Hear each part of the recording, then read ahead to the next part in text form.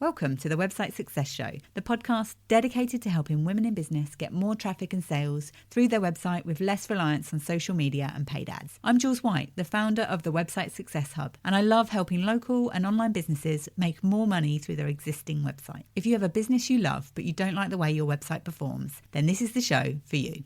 Hi, it's Jules here. Welcome back to the Website Success Show. Today, I want to talk about why I decided to change from using ChatGPT to moving to Claude. You might have heard people talking about this. ChatGPT has been the biggest AI platform, I think, for the majority of people. Most people have heard of it. Even my mum has heard of it and uses it.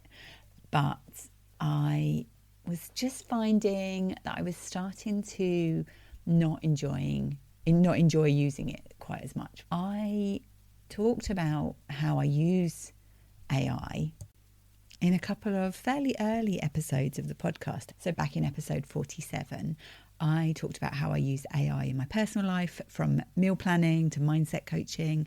And then the following week, a couple of weeks later, I talked about using AI for a small business and how you can use it to save time and boost creativity. Since then, I've definitely been using ChatGPT massively, was continuing to use it for things like meal planning, personal life. I've used it a lot over the last year to navigate specific feelings around grief, about my dad getting very poorly and us losing him. And it has definitely been helpful for that. But probably around the beginning of this year, I started to notice that I was feeling more and more anxious. And I noticed that my stress levels were definitely rising. And I was almost relying on it too much, like doubting my own abilities and my own brain and the ability for me to be able to figure things out without having to talk it through with AI. And I think when you first discover AI, you first start using it, you realize how amazing it is and how it can just help you it seems like it can help you to do things way quicker than you could ever do yourself. But what I've actually found is quite often it just makes me go deep into rabbit holes and ideas and things like that. And I never struggle for ideas. Ideas are something I always have plenty of. My brain often goes at 100 miles an hour with different ideas and shiny objects syndrome and the different ways that I could do things. But sometimes for me, the actual implementation of that, and I think a lot of business owners and especially a lot of creative women, maybe around perimenopause and people who are potentially neurodiverse. I haven't actually been diagnosed as having ADHD, but I do feel like I know that I've got it. My doctor said because I was able to hold down a job that I probably didn't have ADHD, which is just ridiculous. Even though I haven't formally been diagnosed with it, I feel like I certainly have ADHD tendencies, even if nothing else. So all that to say that creating ideas has never been an issue for me. But bringing it together and actually coming up with a definitive plan for how I'm going to implement those ideas, and also whether I should be implementing those ideas, is something that I have sometimes struggled with. And when I first started to use AI and started to use ChatGPT, it kind of felt like, oh, this is helping me. But I realised from maybe just taking a little bit of a step back from it and taking that step back from social media, which I did at the end of January this year, I just realised that actually just having that peace and the quiet in my brain and just having some time where I'm not connected to technology, I'm not using my phone, definitely not having the noise of social media has been massively helpful for me. But I also have found that stepping back from using AI quite so much, especially for just chatting things through, has also really helped me. And one of the things that I found with ChatGPT is it kind of like the model shifted, and this is something that has happened as AI has evolved. it gets a new release, and often people don't like it. It's not as good as the one that they're familiar with, or they don't like the changes. But what I found with the latest versions of ChatGPT is it very much wants to keep you chatting. It wants to keep you on the platform. I noticed with chats I was having recently that it would quite often say to me, for example, if I was using it to create or to examine the content in my membership and just create some new ideas on how I can make it more streamlined, easier for people to take action, and just generally improve it, which is part of what is really important for me. Whether I'm working with one-to-one clients or in the membership, I want the process to be as easy as it can, and to use AI to help us with that if we can, but not just for the sake of it. I was asking it about this, and I found firstly that it wasn't very good at actually having something like a Google Doc. I've got a Google Doc that has all of my modules from my membership in there. It's got the description of the module, it's got the transcript if there's a video, it's got the date it was released, the name of the lesson, and all of that kind of stuff is in there with that idea when I created this, with that purpose of being able to import that into AI and do some analysis on what needs to be improved, what's missing, how I can sort of make it stronger really. So what I did is I put that into ChatGPT, but it wasn't able to properly crawl through all of the data. So it would give me answers based on maybe the top 3 lines within that Google Doc, but it wouldn't read through the whole thing. And I found that when I prompted it and asked it questions, it did that thing that AI has the gift of doing, which is gaslighting you and trying to tell you that it's doing something when actually it's not. And that's what makes me doubt using particularly ChatGPT the most, is I feel like if I can't rely on it to give me a good answer and not hallucinate, then it makes me trust it less. But what I was finding also when I was asking those questions of what I could do, and maybe it was a simple question that I was asking, it would then at the end of whatever it gave back to me, it would say, oh, I've noticed a simple fix that you could do to help your members, and it's something you might have missed. And it seemed to be doing that more and more. So it was almost like, okay, yep, tell me what I've missed. And then it would do that. And then at the end of that, it would say, oh, there's something else you've missed as well.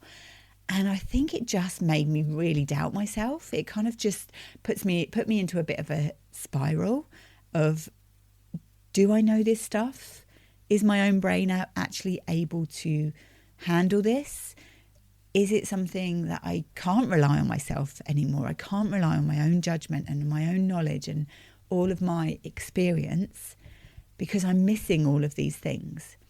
And funnily enough, this was something that came up at the local business accelerator I've been working through recently, where somebody who offers physical services, they're in the beauty, health and wellness industry, and they offer a physical service, and they've started using AI to help with their patient notes.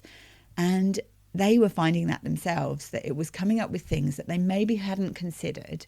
And some of it was okay, some of it was good, but she was very concerned that this would also make them feel like they weren't good enough, and they didn't know enough, and that they weren't the right person then to be helping. And I think this is really important, that especially if you are somebody who tends to suffer with anxiety and tends to doubt yourself and tends to have a strong inner self-critic, which I absolutely do. I have a really strong self-critic inside me. And I think that is part of that is my strength of actually, this is part of the reason I'm good at what I do, because the critic part of me is the thing that's always on the surface. So one of the best things I love doing when I'm working with clients and in the membership as well is looking at something and telling you what you could do to improve it. And I always do it in the nicest possible way. And I feel like I am very good at softening things for people. But fundamentally, that's what I can do. I can look at something and tell you what's wrong with it. And it might not be immediately. It might not be I can literally, look at a website and tell you everything that's wrong. But I can tell you what the most important things are to focus on first. And that's, I think, as much as that I might feel like that's my Achilles heel, that It's not necessarily great when it's pointing inwards, but actually that is my strength. It is my superpower to be able to have that inner critic there. But coming back to the ChatGPT and with the AI, it's something that was maybe amplifying that anxiety rather than actually settling it down. And I was just feeling that I was using it more and more and more and not necessarily feeling better for it at the end of those chats. So I kind of made that decision of stepping back a little bit from the tech and trying not to use my phone so much, trying to just find things to do outside of tech. So getting back in the garden, getting more out into nature more often, doing things that don't involve tech, like crafting, crochet. I've even taken up cross stitch just to find different ways of not being on my phone. And I'm loving that. I'm finding it's really helpful for me. Definitely helping to just ease some of that feeling of always being on and always being pulled back to your phone as well. But I'd heard some great things about Claude, like as an alternative to ChatGPT. I'd heard quite a few people were switching over. I'd heard people that had been using it to help them create their content for their website. Some of the members in the membership had been using it for that. And they'd good results from it. It had given them good content to use and they were enjoying using it as well. So I thought, well, I'll give it a little go. And I already had an account. So I just got my account there, a free account, and started using it. And immediately from my first question that I asked it, which I can't even remember what it was actually. So I just had a little look and it was actually around overthinking things, ironically. So I had a conversation with it about that. And just some of the questions it asked me and the way it responded, it even encouraged me to put my phone down, to step away, to call it a day and it wasn't trying to keep me there. It wasn't trying to keep me chatting all the time. And I just found that actually I immediately could feel the difference from using that rather than using ChatGPT. And I haven't explored a lot of what's available with Claude.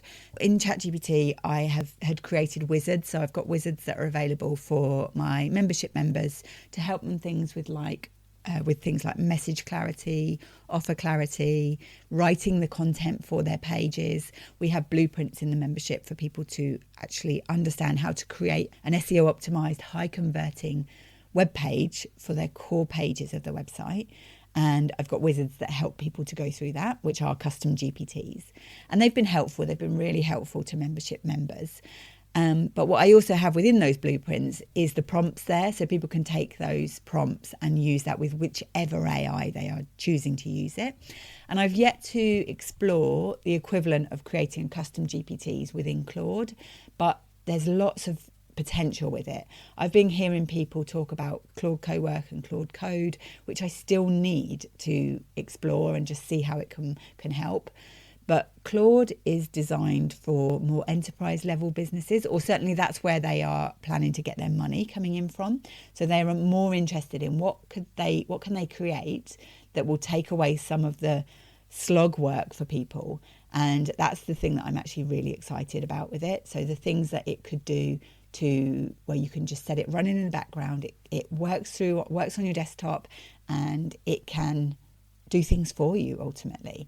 And I'm really excited about that. So stay tuned. I will let you know if I have any major breakthroughs with Claude and actually getting it to do things for me.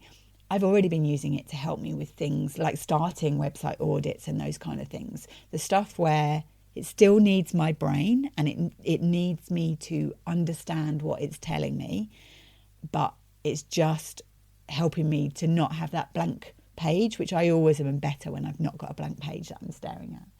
So this isn't designed to be a technical sort of deep dive into the differences between Claude and ChatGPT, but it's certainly, for me, it's been really helpful to be able to explore a different platform.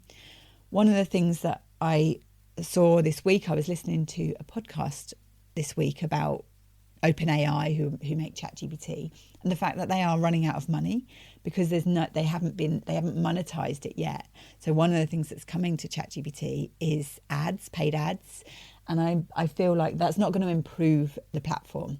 if you've got an AI assistant that's trying to keep you there, or an AI tool that's trying to keep you there, I don't think it's deliberately keeping you second guessing yourself, but if that's what's happening, if it's making you spiral or making you second guess yourself, making you reach for your phone more often, and then you've got ads built into that, and those ads will be targeted, no doubt, and the information that we are talking to these AI bots with, the things that we're telling it, could potentially be then used to manipulate us into buying things that we maybe don't need, maybe aren't quite right for us. And we've all been through that, of actually buying things where people have really lent on emotive marketing and almost like sleazy marketing, really, to make us buy things that once we'd had some time to consider it, we maybe realised it wasn't something that was right for us.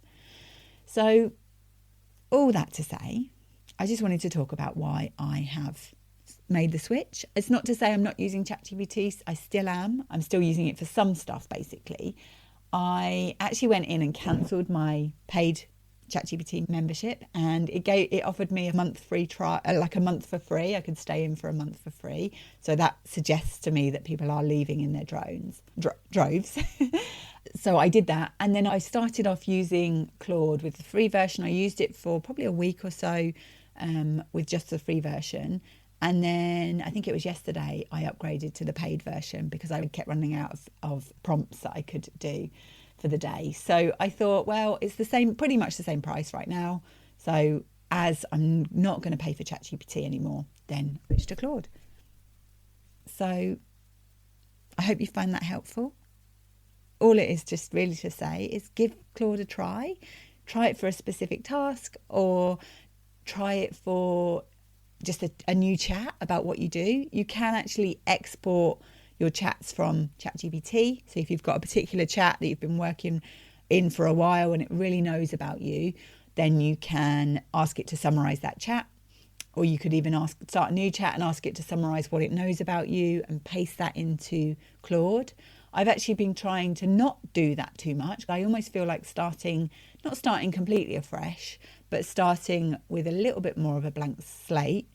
It might then prompt me with more insightful questions and things like that. And I always use the voice versions of these anyway. So it's far easier than having to type everything out. I actually will just have a conversation with it. I don't know if you've ever tried that or not, but if you haven't, I would strongly suggest doing that. So if you've got the app on your phone, just look for the little button that will allow you to have a live conversation with it. I found that has been so much helpful, whichever AI tool I'm using, really. And if getting clear on different tech, and if you want your website to be bringing a steady stream of clients into your business, no more endlessly creating content and just posting and hoping and getting very little back for it, then come and join the Website Growth Club for step-by-step lessons, group support, and we can explore this changing world of technology together. And let me know if you try Claude and you love it, or even if you hate it, let me know. You can text the show or send me a message over on Instagram. I don't use Instagram anymore, but I get messages in my CRM, so that's a way you can contact me. So enjoy chatting with whichever AI tool you use. See you next time. Bye. If you'd like to attract more local clients, grab my free local visibility checklist. It'll show you the simple steps you can take to show up in your area for what you do. You can download it at thewebsitesuccesshub.com/local. And thanks for tuning in to the Website Success Show.